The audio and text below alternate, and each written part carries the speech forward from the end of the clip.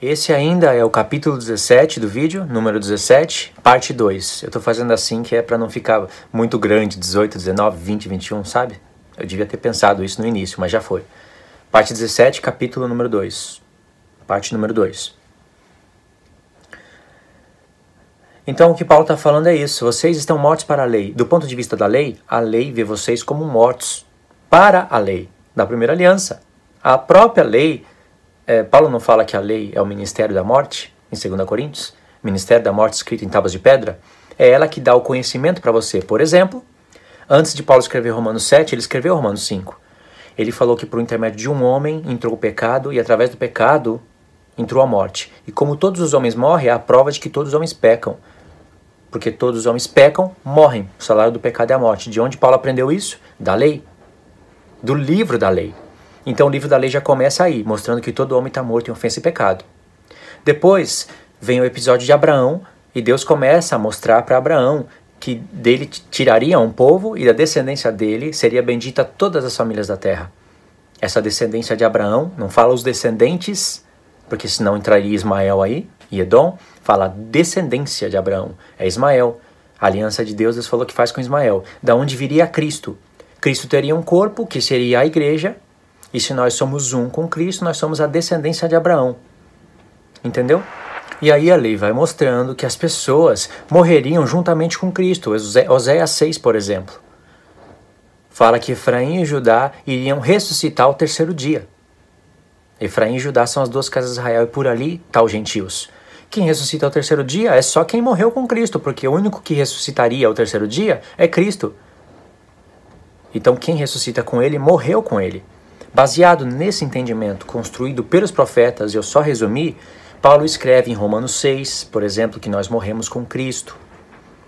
Em Romanos 7 ele vai falar que nós ressuscitamos com ele. Ele não vai falar tão claro aqui em Romanos 7, mas aqui em Romanos 7 ele está falando, nós morremos pelo corpo de Cristo. Quem morre pelo corpo de Cristo morreu com ele. E quem morreu com ele, ressuscita com ele, porque o Pai ressuscitou não só uma cabeça, mas o corpo do Filho. Em Efésios 2, ele fala, ressuscitaste com Cristo. Entendeu o mistério? Então a lei mostrava esse grupo de pessoas que morreriam através do corpo de Cristo. Então quando o homem morre, o marido deixa a esposa livre da primeira aliança. E quando ressuscita, ressuscita para novas núpcias, para uma nova aliança que teve início lá na sua vinda, e o final da nova aliança vai ser quando ele vier. Aí se conclui a nova aliança. Ainda nós estamos no processo da nova aliança. Está acontecendo ela ainda. Aí no verso 5, Paulo fala, porque quando vivíamos segundo a carne, as paixões pecaminosas postas em realce pela lei operavam em nossos membros a fim de frutificarem para a morte. Agora, porém, livres da lei, estamos mortos para aquilo em que estávamos sujeitos, de modo que servimos em novidade do Espírito e não na caducidade da letra. O problema aqui, irmão, não está na lei, está na carne do homem. Então, para resolver esse problema, Deus envia o seu Filho em semelhança de carne, do pecado, e resolve o problema, porque o problema está na carne e não na lei. Aí, Paulo diz no verso 7, é claro que isso que eu falei está em Romanos 8, mas já adiantei, né? No verso 7, Paulo diz, que diremos, pois? É a lei pecado? De modo nenhum, mas eu não teria conhecido o pecado, senão por intermédio da lei, pois não teria conhecido a cobiça se a lei não dissera, não cobiçarás. Olha aqui agora o verso 8, eu vou ler um pouco aqui, depois a gente volta. Mas o pecado, tomando ocasião pelo mandamento, despertou em mim toda sorte de concupiscência, porque sem lei está morto o pecado. Outra hora, sem lei eu vivia, mas sobrevindo o preceito, reviveu o pecado e eu morri. O mandamento que me fora para a vida, verifiquei que esse mesmo se me tornou para a morte, porque o pecado, prevalecendo do mandamento, pelo mesmo mandamento, me enganou e me matou. Por conseguinte, a lei é santa, e o mandamento santo, justo e bom. Olha de novo aquelas perguntinhas. Acaso o bom se me tornou em morte? De modo nenhum. Por que ele fala acaso o bom se me tornou em morte? Vamos voltar para explicar. Complicado isso. Verso 8. Mas o pecado, tomando ocasião pelo mandamento, despertou em mim toda a sorte de concupiscência, porque sem lei o pecado está morto. Paulo, quando fala que o pecado está morto, ele não está falando que o pecado não existe. está morto na consciência do homem. O pecado sempre existe. Mas enquanto você não conhece a lei de Deus, você não sabe que você é pecador e que através do pecado entra a morte. Lembra que ele escreveu Romanos 5 antes de falar o que está sendo falado aqui. Quando você conhece a lei de Deus, você vai saber: Adão pecou, o pecado passou para toda a humanidade, o pecado habita na minha carne e através do pecado entra a morte. Entendeu? Agora, como é que Paulo sabe que o pecado habita na carne do homem? Tá certo que eu nem li esse texto aqui, né? Mas como é que ele sabe isso? Eu vou explicar isso. Então Paulo está falando assim: mas o pecado, tomando ocasião pelo mandamento, agora o pecado foi revelado. O pecado, irmãos, é uma lei. Tem a lei do pecado. A lei do pecado é gerar a morte em você. E quem construiu essa lei foi Satanás, foi o diabo. Ele queria ser criador. E ele criou a morte, criou a mentira, criou a morte. Então o pecado que foi revelado agora toma ocasião pelo mandamento e desperta no homem a concupiscência. Paulo fala: porque sem lei o pecado está morto. A pessoa não tem conhecimento do pecado. Ela sabe algumas coisas pela lei da consciência, mas ela não tem o pleno conhecimento. Nem sabe que vivendo está morta. Nem sabe disso. Mas então Paulo vai mostrar aqui pra gente uma exposição da luta do espírito contra a carne. O que o apóstolo Paulo fala em Gálatas é o que ele está falando aqui. Só que em Gálatas ele deu uma conclusão. Ele falou: o espírito luta contra a carne contra o espírito, um se opõe contra o outro para um não fazer a vontade do outro. Aqui, irmãos, ele não está falando essa frase, mas aqui ele está mostrando: uma pessoa recebe a lei de Deus, agora ela vai ter uma luta terrível contra a carne. Mas o espírito que está nela vai levá-la a lutar contra a carne. A carne vai se opor contra o espírito para um não fazer a vontade do outro. Está aqui. Só que aqui o apóstolo Paulo vai mostrar como que acontece essa luta. Lá em Gálatas ele não está mostrando como que acontece a luta, mas ele está dando a conclusão. Entendeu? Tem que entender isso. Aí Paulo fala: ora, outra hora sem lei eu vivia, mas sobrevivendo o pecado, sobrevivendo o preceito, reviveu o pecado e eu morri. Sem lei eu vivia. Ele não está falando que ele tinha vida sem a lei de Deus. Não faz sentido isso. Se ele falou em Romanos 4 que a morte reinou de Adão até Moisés, é porque reinou de Adão até Moisés. Porque depois de Moisés vem a lei. E aí o homem passa a ter conhecimento das coisas. E aqueles que fizeram essas coisas, por elas viverá. A morte aqui perde a força se o homem guardasse a lei da primeira aliança. Lembra que eu falei na série número 16?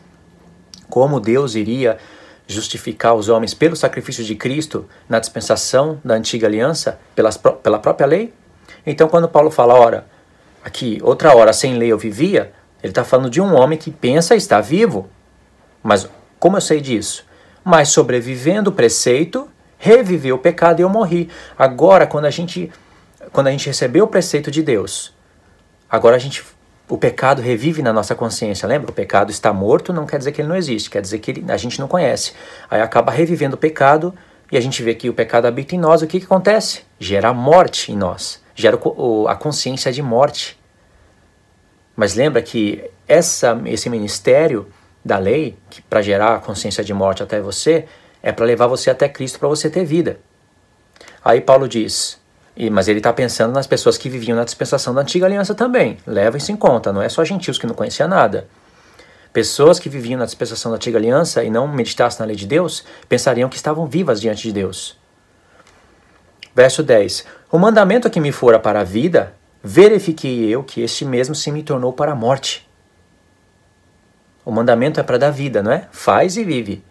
Mas ele verificou que agora se tornou em morte. Porque agora a lei despertou nele coisas e ele viu que o pecado está nele e que ele está morto. E que ele não consegue vencer, ele não consegue lutar contra isso. Calma que a gente vai chegar lá. Porque o pecado, ele vai explicar o porquê. Ele fala e explica, ele fala e explica. Verso 10, vamos pegar de novo. E o mandamento que me fora para a vida, verifiquei que este mesmo se me tornou para a morte. Por quê, Paulo?